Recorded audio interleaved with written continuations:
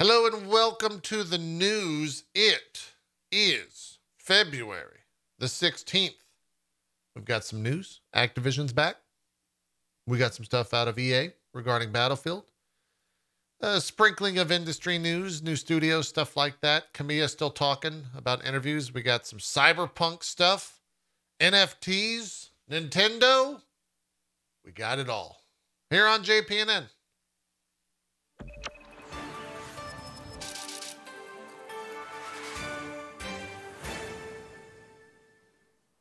Let's begin with Activision. Yesterday, in a tentative ruling, a judge in California overruled Activision's argument that the state wrongly added temp workers to its big discrimination suit against the company. Activision tried to get the suit dismissed or narrowed on the grounds of this. The judge said, fuck out of here. Get the fuck out. What are you doing? What are you doing? Get out of here. It's done. It's done. The case rages on. The case rages on. Over at EA, they did a town hall meeting. And in said town hall meeting, they talked about Battlefield 2042. Laura Miele, who is EA's chief studios officer, led the discussion on the Battlefield 2042 acknowledgement and discussed a couple of things about why it didn't do so well. A couple of the quotes there is that it's really important to acknowledge when we have misses. Miele continued and said, this is certainly the case with the Battlefield launch, which failed to meet the expectations of our players and also clearly missed our own expectations. In the article on xfire.com, yes, I said xfire.com. We're going back to 2001. xfire.com. Actually, that was like 2009, but whatever. It doesn't matter. They stated that also because Halo's multiplayer demo was so polished, it got immediately compared to the Battlefield 2042 beta, and that caused issues, and also that working from home caused issues for the studios when it came to identifying bugs. I don't doubt any of that to be true, but I don't think that's why the game was bad. I think the game was bad because there were some decisions in there that just didn't make sense. Like a fucking scoreboard, which you're still not adding till March. What the fuck? Let's move on.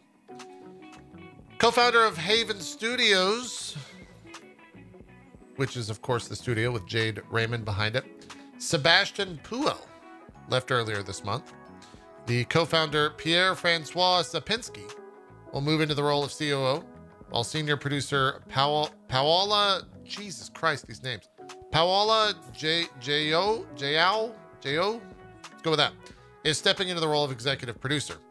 I put out a quote, said, it's with great sadness that we share the studio departure of our founding Havener, Seb Puel.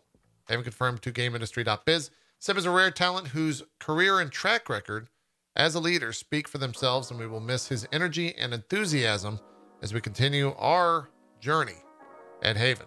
Seb remains a dear friend to the Haven team, and we wish him the very best in his next adventures.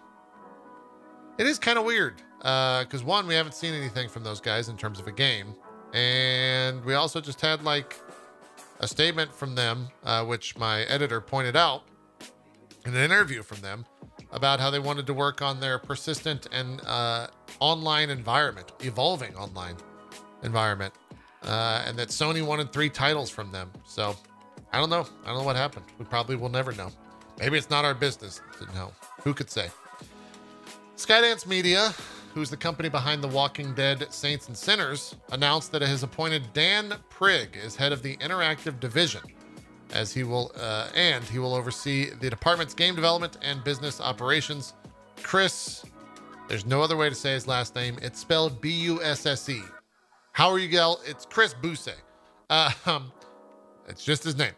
Will temporarily lead the division. Will move on, or who temporarily led the division, will move on to become the head of content for Skydance Interactive. They put out a quote and said, under his leadership, Skydance Interactive aims to expand its operations and game output, further cementing their status as one of the leading VR game studios in the world. Are they? Isn't Valve? I don't know. Maybe they are. I guess Saints and Sinners is like one of the better reviewed VR games. Niantic, speaking of augmented reality, is going to be teaming up with Sony. They're working together to combine Niantic's real-world AR technology with Sony's audio technology with the goal of providing people with an unprecedented AR experience. The first part of this initiative is working together on Niantic's popular game Ingress to create an even more immersive AR and sound experience. We'll have more details announced later this year. Niantic Labs put out on their own blog. PUBG Battlegrounds owner Krafton announced that it has purchased the Smash Legends developer 5min Lab. Smash Legends is a mobile game as well as a Steam game, which just looks, kind of what you would expect from a game called Smash Legends. They said the purchase that it intends to expand its mobile business operations.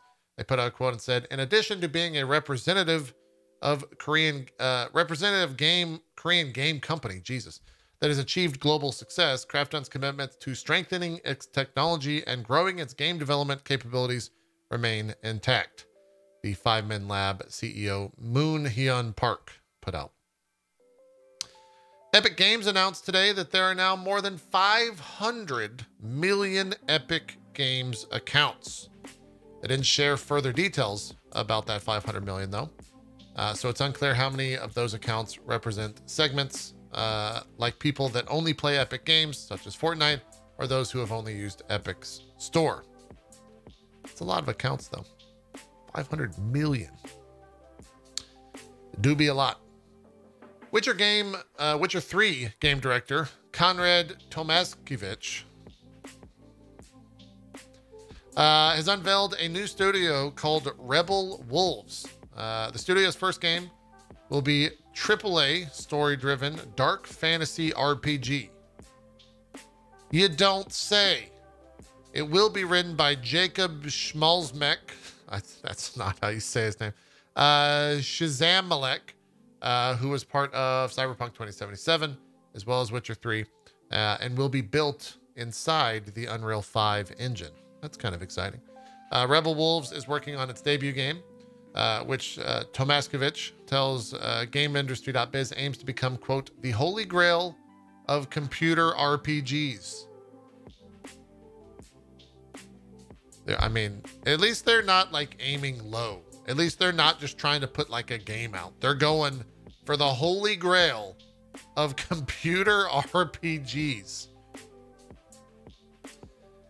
They go on to state, we want to evolve the CRPG genre by creating unforgettable stories, and stirring deep emotions, all while working as a tightly knit team united by a shared goal and ambition. When asked about NFTs, Tomaskiewicz response was pretty straightforward. It's very simple. We won't have them in our games, ever. Better hope that they don't ever put them in their games, because that quote will go back and bite them in the ass. HollywoodReporter.com wrote about that, as well as GameIndustry.biz if you want to follow up on your own. We'll cover a little bit more about the Baldur's Gate 3 stream yesterday, but on the topic of NFTs and Baldur's Gate 3, Sven, the founder of Larian and creative director of Baldur's Gate 3, did say that we think that we're in our last year of development on Baldur's Gate 3, which means probably a 2023 release, most likely. We do still think we have a year of development ahead of us, so it's unlikely it'll be this year, 2022. But we are at the end, and we are seeing a light at the end of the tunnel now. We have a pretty concrete plan. He also was asked about NFTs and said, quote, it's not really a take. We're not doing it, so that's basically it. It's probably the best way to discuss that, because he won't upset anyone, hopefully. But Video Games Chronicle got another interview with Platinum's Inaba and Kamiya. And man, they just fucking talked about everything. They also went in to discuss NFTs. The direct question was, NFT and blockchain have become a popular trend among corporations. What is Platinum's interest, if any? And Inama said, we haven't really been thinking about that. I understand it's a hot topic right now and it's really starting to gain momentum, but the way it's gained momentum has been focused on profitability for the company, but with no positive impact on the creators or the users in any sense. So that's frustrating to see happening. Good take.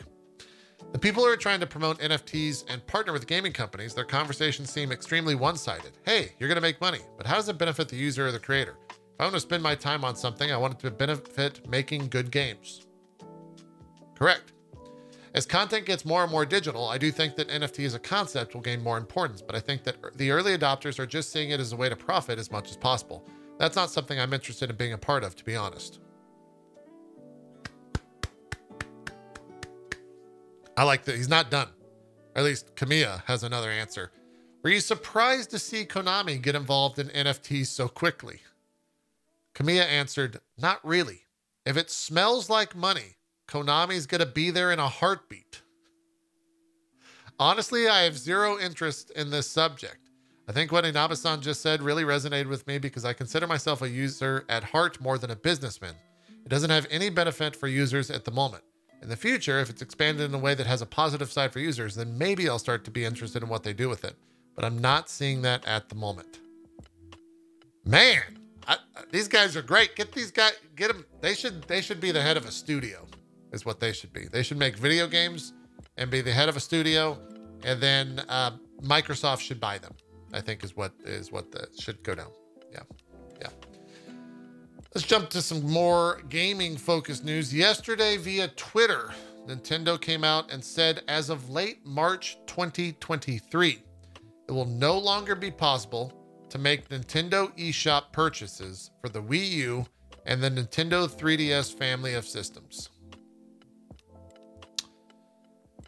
It's crazy. I think that's an insane thing. With the amount of 3DSs that were sold, maybe not the Wii U's, but the amount of 3DSs that were sold to kids, and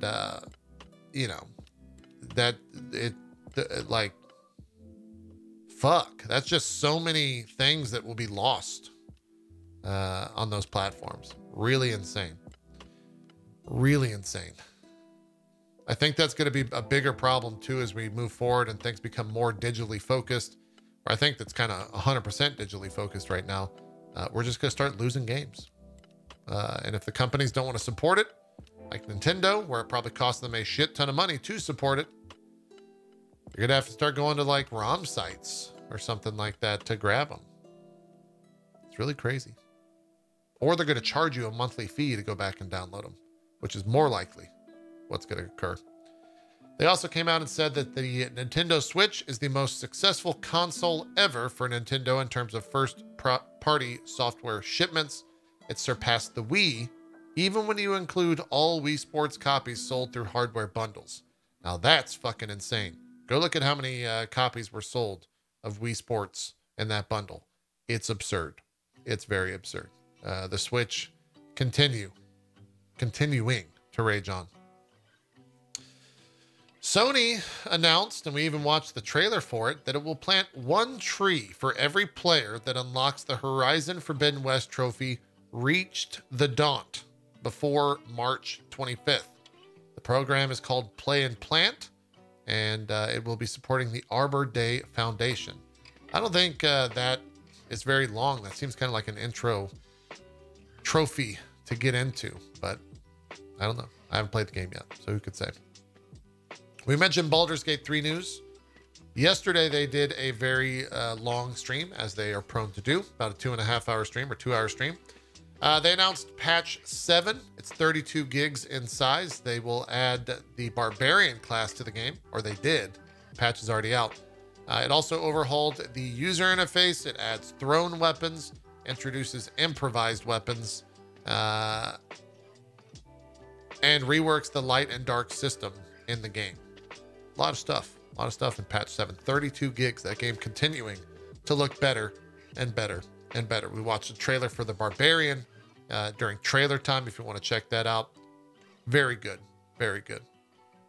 Yesterday, alongside Baldur's Gate 3, CDPR did a Cyberpunk 2077 stream, announcing the next gen patch, labeled 1.5, and that it's out. And it comes with, quote, ray tracing features and 4K with dynamic scaling, faster loading times, and a variety of other visual and technical improvements, along with other improvements. There's a full list over at cyberpunk.net/en/news if you want to read that list. However, just after that, PlayStation players are getting cannot start the application. The data is corrupted. CDPR is aware, and they are currently looking into it. However, international PlayStation owners are region locked and cannot upgrade to the new patch unless they make a new PlayStation account.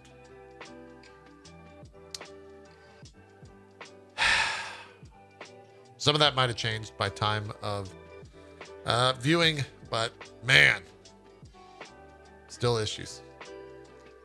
Still issues.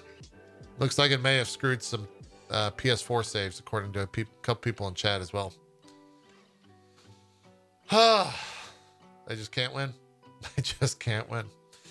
No Man's Sky pushed a new update called the Sentinel update. It's adding robotic companions and new enemies, combat behaviors, overhauled weapon systems, new lore stories, and ability to program your own AI drone, plus more. Sean Murray, in an interview with IGN, said that No Man's Sky isn't even close to being finished, and that the team is coming up with new features that will be added to the game, that each update inspires more and more ideas. Definitely check the trailer out. We watched it in trailer time if you want to watch it along with us. Shadow Warrior 3 has gone gold, according to their Twitter account, and review code is rolling out to media this week. I've not received a code yet, but I probably will check that game out, at least for a little while. It looks interesting. The official Elden Ring PC requirements were released, and they were pretty much the things that were leaked that we talked about on Monday. The biggest offenders in the minimum and recommended specs is 12 gigs minimum of RAM and 16 gigs recommended of RAM. I will say, and I want to show this real quick on stream, I'm not a fan of tech pages like this, where they talk about system requirements. Because what is that at? Like, tell me what resolution and FPS you're targeting right here. Is this simply to boot it? I don't know. Seems absurd. Seems absurd. It means really nothing is ultimately what that conveys to me. Get better about that. Get better about that. Talking about getting better, Lost Ark, they're trying to keep up with demand for the game, as it has been quite crazy this past week. They gained 4.7 million new registered players since launch, with over 112,000 unique streams on Twitch playing the game, with a concurrent peak of 1.2 million viewers on the live streaming platform. And they've watched around 60 million hours of the game thus far. A lot of that probably has to do with the drops. There's also a bunch of streams that have been embedded on resource websites that just casually idle 120,000 plus viewers. Kind of insane, if you ask me. But hey, it is what it is. The Xbox Game Pass February games have been announced. Mass Effect Trilogy is going to be there on the 15th. On the 17th, you've got Lawn Mowing Simulator, Madden NFL 22, and the biggin, Total War Warhammer 3. Absolutely worth right there. The game is a massive game, and actually is only going to get bigger as they release the map down the line. RoboQuest is coming on the 22nd. You've got Super Civilizations 3 on the 24th, Super Mega Baseball 3 as well, and on the 28th, Alice Madness Returns, that old American McGee game, I believe. There's also some touch controls going to more Game Pass Ultimate titles. Games like Dreamscaper, Firewatch, Lake, The Pedestrian, Yakuza 3, and Yakuza 4 remastered. You can find more information news.xbox.com. on all of that. A little bit of random news here at the end of the show. Horizon Forbidden West Lego set has been officially announced. It'll be releasing on May 22nd for $80. It's 1,222 pieces, including an Aloy figure, as well as other machines. I think there's a long neck from what I remember seeing floating around on Twitter. In the world of Sonic and the Sonic metaverse, there is already a third Sonic the Hedgehog film in development, as well as a Knuckles live-action Paramount Plus series starring Idris Elba reprising his role as your favorite red furry. How did I get into the universe where Sonic and furries rise up and just become a massive phenomenon? How did that happen? It's crazy. Absolutely crazy. Netflix yesterday announced that they, along with 2K and Take-Two Interactive, are partnering to produce a film adaptation of the renowned video game franchise BioShock. Yeah, I think that could be really fun. I saw a little bit of news around that too, that it's going to be a little bit horror focused. It'll be a little bit spooky. Could be good. I really think BioShock is an incredible story, especially if they go into the world of BioShock Infinite, unless they save that for a second one.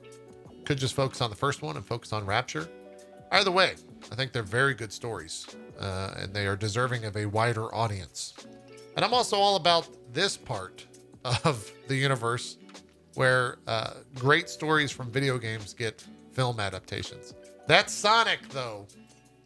I haven't seen it. It might be a great film. I've heard great things about it. I'm just ripping on it. Furries, don't come up at me, okay?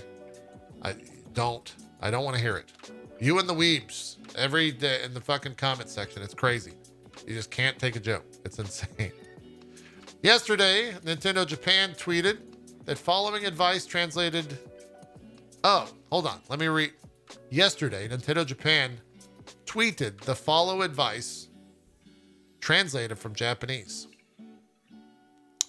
If you drop the Nintendo Switch on the floor or the ground, buttons, stick, etc. may break down even if the screen is not cracked. Do not drop it or hit it against a hard object. Yeah, that seems...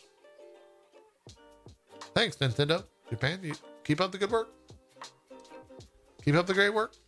If you doubt that that is a real tweet, you can head over yourself to twitter.com/Nintendo_CS. It's a real thing. I'll even show it to you. It's right here. Let me just make sure. Okay, good. That's it. That's the tweet.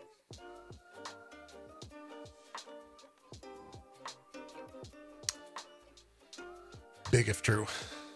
Big if true. And finally, a little bit of rumor to leave you at the end of the show. Apparently, on DemiLogic's Twitter account, he's updated his bio to include the location of Terraria 2 - A New Age. They just released patch 1.4.4 yesterday. So maybe they're moving on to Terraria 2. I don't even know what I would want from a Terraria 2, but I'll take it regardless. I liked that first game when I revisited it about a year ago. You know what I didn't like though? Sam and Tomato not killing the final boss with me. You mother